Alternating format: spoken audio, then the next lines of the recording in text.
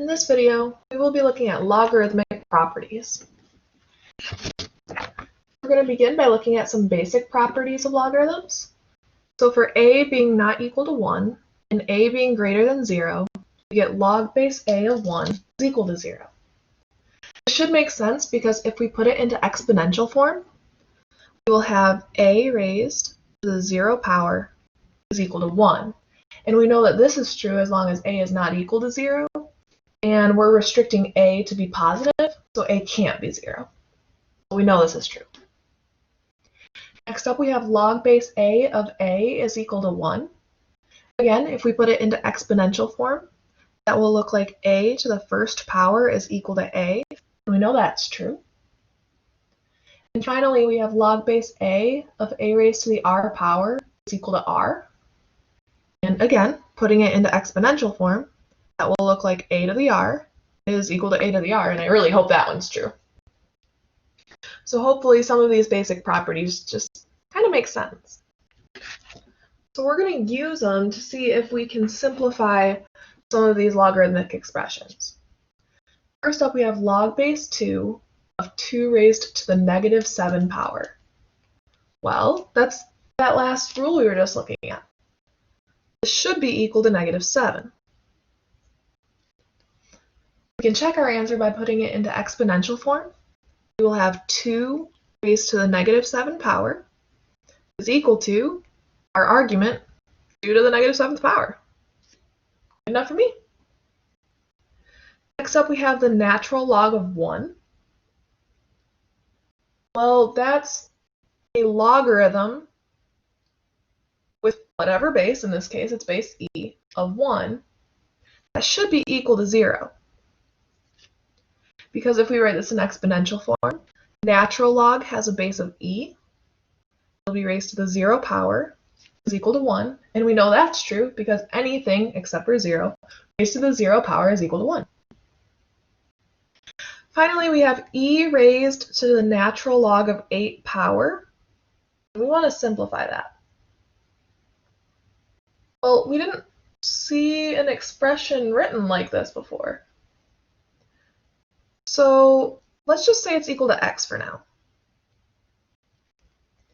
And we'll put it into logarithmic form and see if we can figure it out. So putting it into logarithmic form, we will have log base e of x is equal to the natural log of 8. Here we have to recognize that log base e is the natural log. That's the definition of natural log. So we're saying the natural log of x is equal to the natural log of 8, which leaves us with x equals 8 because it's the natural log on both sides. So e raised to the natural log of 8 is equal to 8. So here we're seeing another property of logarithms. We have some base b raised to log base b of x, that should be equal to x. Because this exponential and logarithmic functions, they're inverses of each other. So this b being raised to the log base b power, they kind of undo each other, which leaves us with just the argument. There are some more properties of logarithms, and these are the ones that people tend to think about when you're talking about logarithms. First up, we have the product rule. It says if you have log base a of u times v, you can break that single logarithm into 2 logarithms added together. So you get log base a of u plus log base a of v.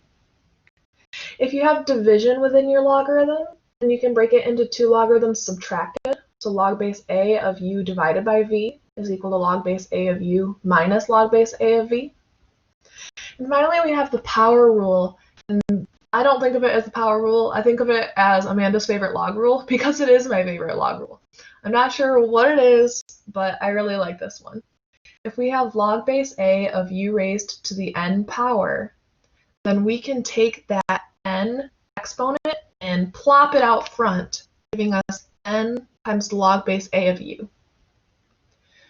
These properties are going to help us solve some logarithmic equations, and they'll actually be helpful when we get to exponential equations as well. So we're going to start by writing each expression as a sum or difference of logarithms. So we're taking one logarithm and making it into multiple. This is also known as expanding logarithms because we're making it bigger. So first up we have log base 4 of 5x. This 5x is my argument, and I have to remember that 5x literally means 5 times x. So since I'm multiplying within that logarithm, if I want to expand it, it's going to turn into addition. So I'll have log base 4 of 5 plus log base 4 of x. In the next one, I'm looking at log base 10 of y over 2. So that y over 2 is my argument. I'm seeing that there's division within that argument. Division turns into subtraction. So I can write this as log base 10 of y minus log base 10 of 2. You might be asking yourself, well, Amanda, why are you writing log base 10? That's our common log. You don't have to write the base. And if you're thinking that, you're exactly right. It would be okay to write this as the log of y minus the log of 2, because that means the same thing as log base 10 of y minus log base 10 of 2. Next up, we're looking at the natural log of z minus 5 in parentheses squared. I'm seeing an exponent in my argument. That's Amanda's favorite log rule. I can take the exponent and plop it out front. That'll give me 2 times the natural log of z minus 5. I can't do anything else with this. The rules that we have for expanding logarithms show us what to do if we have multiplication, division, or exponents in our argument. This one has subtraction within our argument. We can't expand that. Done. Next up, we're looking at the natural log of x, y, z squared. That's x times y times z squared, so I'll expand it that way into the natural log of x plus the natural log of y plus the natural log of z squared.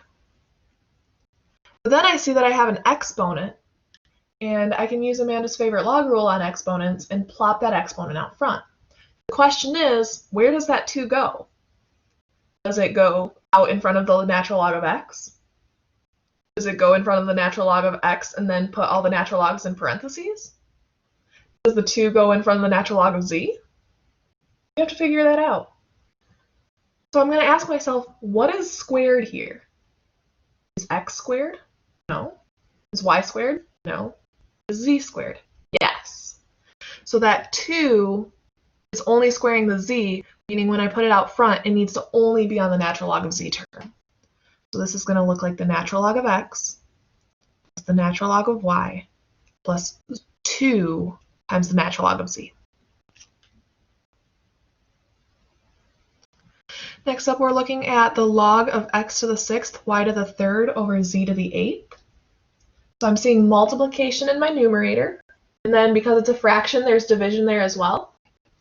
So when I start expanding this, I'll have the log of x to the 6th plus the log of y to the 3rd, because those two are multiplied, minus, because now we're dividing, the log of z to the 8th. Then just like in the last one, I can use Amanda's favorite log rule to pull all those exponents down out front. I'm looking at 6 log of x plus 3 log of y minus 8 log of z. And that's how we expand these. Well, if we can expand them, it's going to be important to go the other way as well. So we're going to take multiple logarithms and try to put them together into a single logarithm. This is called condensing. So expanding is when you go from one logarithm to multiple, and condensing is when you go from multiple logarithms into a single one. First up, I'm looking at log base 5 of 8 minus log base 5 of x. The subtraction of 2 logarithms means I'm going to be dividing when I put them together. So this will be log base 5 of 8 divided by x. That's all I got to do. Next up, I'm looking at 2 times the natural log of 8 plus 5 times the natural log of z minus 4. I'm going to start by taking these coefficients, the 2 and the 5, and using Amanda's favorite log rule backwards by turning them into exponents. That way, I don't have 2 times the natural log and 5 times the natural log. It'll just be the natural log of something and the natural log of something. So moving those exponents up, I'm looking at the natural log of 8 squared plus the natural log of z minus 4 to the 5th power. I don't know about you, but that natural log of 8 squared is bothering me because I know what 8 squared is. So I'm just going to simplify that. This is the natural log of 64 plus the natural log of z minus 4 raised to the 5th power. And now, because I have 2 logarithms that are added together, when I put them together into a single logarithm, I'm going to be multiplying. So this will look like the natural log of 64 times z minus 4 to the 5th power. That's how we combine them.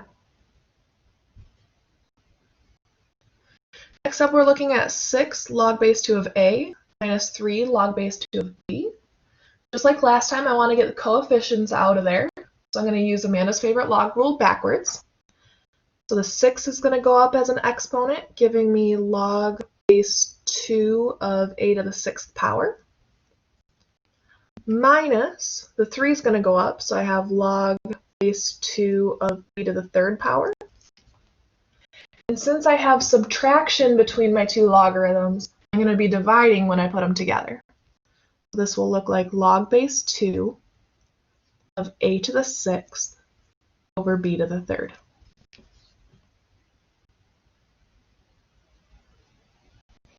Finally, I'm looking at 2 log of x plus 4. I'm trying to condense these to make them a little bit simpler. This one doesn't necessarily follow those same rules, but what I do see is a coefficient out here, and I want to move it up as an exponent.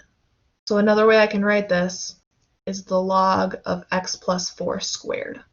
And that's just how I'm going to leave it, because I have a logarithm with addition in it, and we only know how to handle logarithms if they have multiplication, division, or exponents in them. That's all we can do. The final property we're going to look at involving logarithms is something we've actually already seen. It's the change of base formula. And remember that the change of base formula is a formula that allows us to type logarithms into our calculator that have a base other than 10 or e. So the change of base formula says log base a of x is equal to the log of x over the log of a, or the natural log of x over the natural log of a. We saw the last time we looked at the change of base formula that it doesn't matter whether we use common log or natural log, we get to the same place. So whichever one you're more comfortable with, feel free to use it. So we're just going to evaluate both of these. First up, we have log base 3 of 23. So I'll use the common log on this first one. It'll be the log of 23 divided by the log of 3. And my calculator says the log of 23 divided by the log of 3. And I'm going to round it to 4 decimal places because that's just kind of the common standard. About equal to 2.8540.